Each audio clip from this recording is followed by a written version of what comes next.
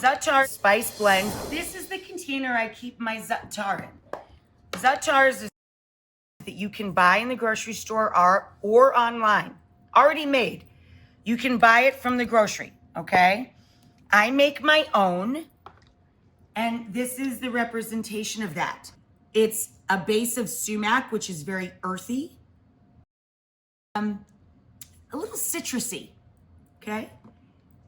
Toasted sesame seed, cumin and coriander in my mix. Every mix is different. Cumin and coriander. Marjoram or oregano.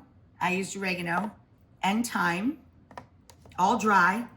And then any chili pepper you like. This is mild and earthy. It's called Urfa, U-R-F-A. I also like is bright red and a little spicier.